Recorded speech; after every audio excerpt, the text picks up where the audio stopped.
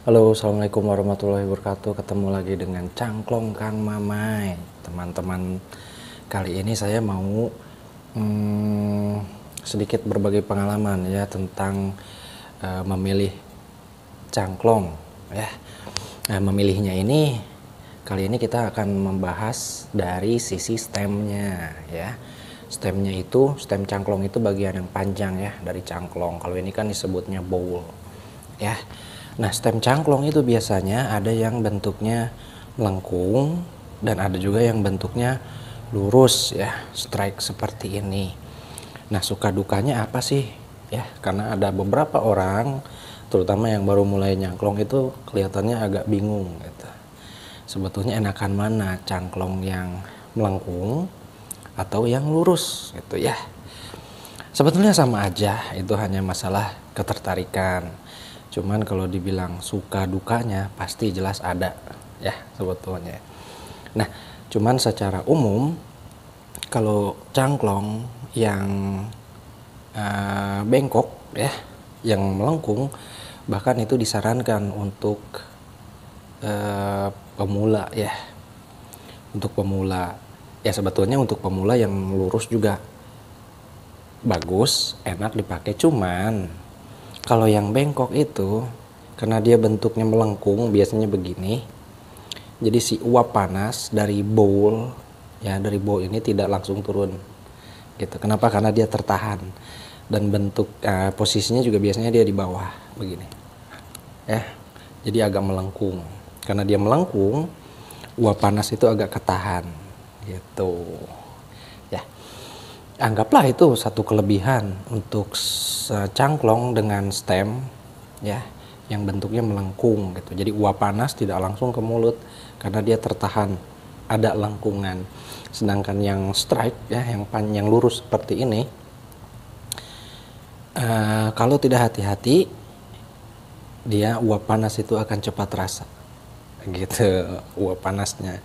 Cuman yang pasti kalau yang lurus, karena dia lurus tanpa hambatan, jadi airflow-nya itu lebih lancar ya, dia akan lebih mudah dihisap ya, apalagi orang yang suka ngebul gitu ya.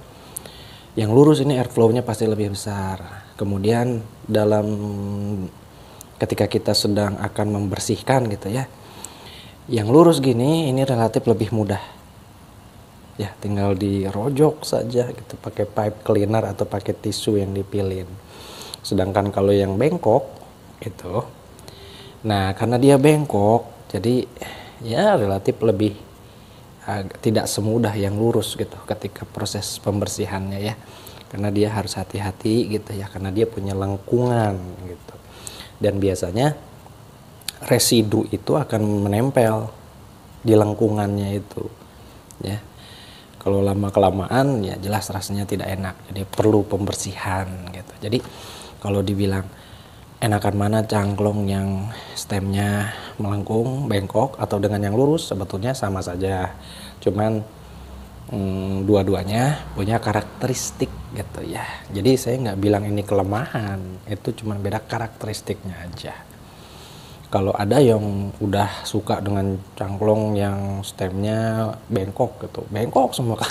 Kalau saya kebetulan saya lebih menyukai cangklong-cangklong yang lurus gitu ya, seperti ini. Kenapa ya? Karena saya memang lebih suka bentuk yang seperti ini gitu.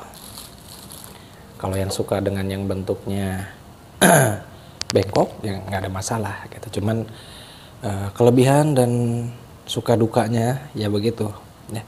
Kalau cangklong yang melengkung itu biasanya di proses pembersihannya sedikit lebih merepotkan gitu. Oh, satu hal lagi ya, kalau yang melengkung karena dia posisinya di bawah gini, biasanya si asap itu langsung ke hidung.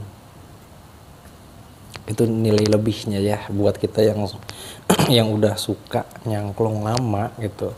Jadi aroma tembakau itu akan ke hidung ya, karena dia posisinya ada di bawah.